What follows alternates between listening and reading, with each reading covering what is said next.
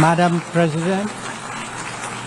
President, Excellencies, ladies and gentlemen, Namaskar from the people of Bharat. We are gathered here 8 decades since the founding of this unique body. The UN Charter calls on us not just to prevent war, but to build peace. Not just to defend rights, but to uphold the dignity of every human being. It challenges us to stand as good neighbors, uniting our strength so that generations to come inherit a world of justice, of progress, and of lasting freedom. Itself is questioned. What hope is there for climate justice? When a once-in-a-century pandemic hits us, we saw open discrimination in access to vaccines and to travel.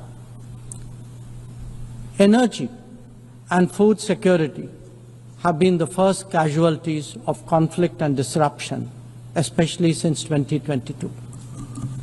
Better-off societies insulated themselves by having the first call. The resource-stressed ones scrambled to survive, only to hear sanctimonious lectures thereafter. When it came to trade, non-market practices gamed rules and regimes. The resulting concentration exposed the world to leveraging. On top of that, we now see tariff volatility and uncertain market access. As a result, de-risking is a growing compulsion, whether from limited sources of supply or over-dependence on a particular market. Economic concerns have other dimensions as well. Heightened technology control is one. The grip on supply chains and critical minerals is another. The shaping of connectivity is no less sensitive. Protection of key sea lanes has become a challenge. Restricting the evolution of a global workplace is an issue. Each makes a compelling case for more international cooperation, not less. But are we really headed in that direction? And where has the UN actually made a difference? Madam President, as members of the UN, we meet here as sovereign equals. That is not a formalism, but a recognition of the inherent diversity of our world. Understandably, we have different history, traditions, heritage, and culture. For them to coexist, for them to enrich each other, it is imperative that we foster understanding and respect. This will only happen when we resist political interference and economic pressures, when narratives are free of prejudice, when double standards are abjured, and when pluralism is truly appreciated. Madam President, Excellencies, while asserting our rights, we must also firmly face up to threats. Countering terrorism is a particular priority because it synthesizes bigotry, violence, intolerance, and fear. India has confronted this challenge since independence, having a neighbor that is an epicenter of global terrorism. For decades now, major international terrorist attacks are traced back to that one country. UN's designated lists of terrorists are replete with its nationals.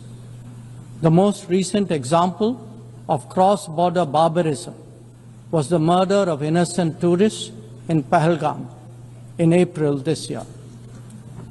India exercised its right to defend its people against terrorism and brought its organizers and perpetrators to justice. Because terrorism is a shared threat, Madam President, it is essential that there is much deeper international cooperation. When nations openly declare terrorism a state policy, when terror hubs operate on an industrial scale, when terrorists are publicly glorified, then such actions must be unequivocally condemned. The financing of terrorism must be choked, even as prominent terrorists are sanctioned. Relentless pressure must be applied on the entire terrorism ecosystem. Those who condone nations that sponsor terror will find that it comes back to bite them. Madam President, an objective report card will show that the UN is in a state of crisis. When peace is under threat from conflicts, when development is derailed by lack of resources, when human rights are violated by terrorism, the UN remains gridlocked. As its ability to forge common ground diminishes, belief in multilateralism also recedes. Central to the erosion of the UN's credibility has been resistance to reform. Most members strongly desire change, but the process is being made an obstacle to the outcome. It is imperative that we see through this cynicism and purposefully address the reform agenda. The historical injustice done to Africa should be redressed. Both permanent and non-permanent membership of the Council must be expanded. A reformed Council must be truly representative, and India stands ready to assume greater responsibilities. Madam President, today the predicament of the Global South is especially acute. Bharat, under the leadership of Prime Minister Narendra Modi, believes that it has both a duty to contribute and an obligation to motivate. That is why we have undertaken more than 600 major development projects in 78 countries, as well as innumerable community-based initiatives. They range from large infrastructure to small livelihoods, from capacity building to people's welfare, from concrete assets to education and training. Turbulent times require that we step forward during moments of crisis. India has been forthcoming in that regard, especially in its immediate vicinity. Whether it is finance, food, fertilizer, or fuel, we have responded to the urgent requirements of our neighbors. Madam President, climate events and conflicts have created a demand for HADR assistance. Reflecting our growing capabilities, Bharat has endeavored to be a first responder. Be it essential medicines or relief supplies, the operations of a field hospital or limb fitment camps, these efforts covered 19 nations last year. The people of Afghanistan and those of Myanmar saw India extend its hand during recent earthquakes.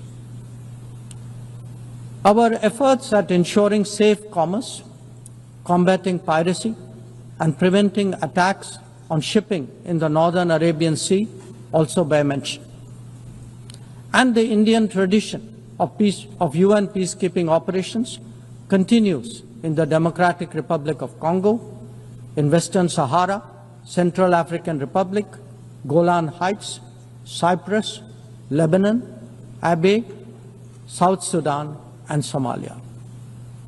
To put it clearly, our soldiers ensure peacekeeping, our sailors protect maritime shipping, our security counters terrorism, our doctors and teachers facilitate human development the world over, our industry produces affordable products, Our techies promote digitization, and our training facilities are open to the world.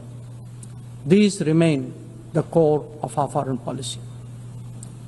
Madam President, each one of us has the opportunity of contributing to peace and prosperity. In the case of conflicts, especially Ukraine and Gaza, even those not directly involved have felt its impact. Nations who can engage all sides must step up in the search for solutions. India calls for an end to hostilities and will support any initiative that will help restore peace. The last decade in Bharat has also seen transformative changes due to the vision of Prime Minister Modi. Our digital public infrastructure has redefined governance and enabled delivery of public services on an unprecedented scale.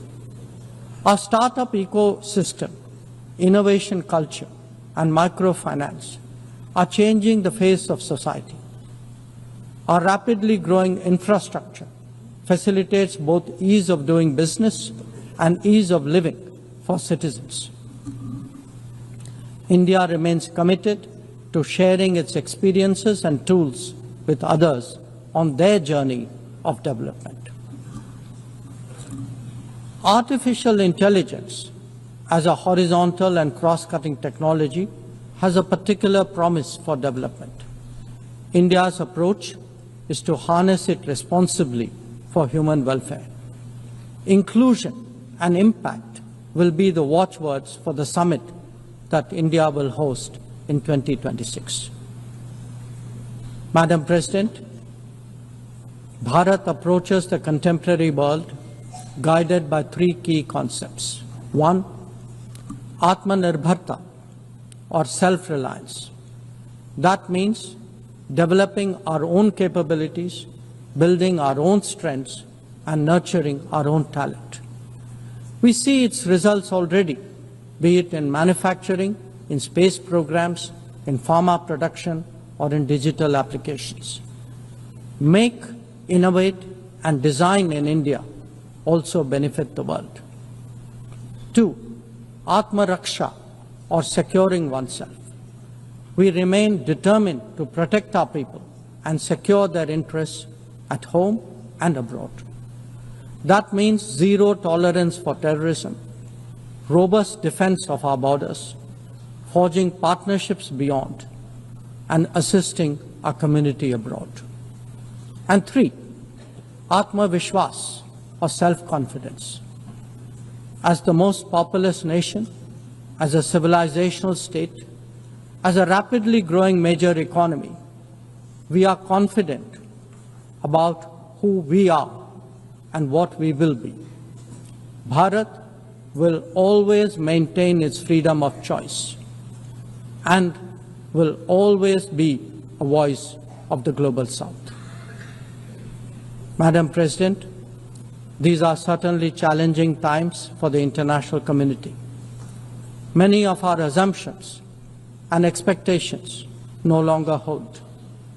In such circumstances, it is imperative to stay strong, to hold firm, and to deepen friendships. International cooperation must prevail because islands of prosperity cannot flourish in an ocean of turbulence. A world order requires common purpose, as it does empathy for others. That is where we look to the United Nations. Madam President, every member who can make this world a better place must have the opportunity to do their utmost. And for that to happen, reformed multilateralism is the obvious way. The 9th decade of the UN must be one of leadership and hope. Bharat will do its fair share and more.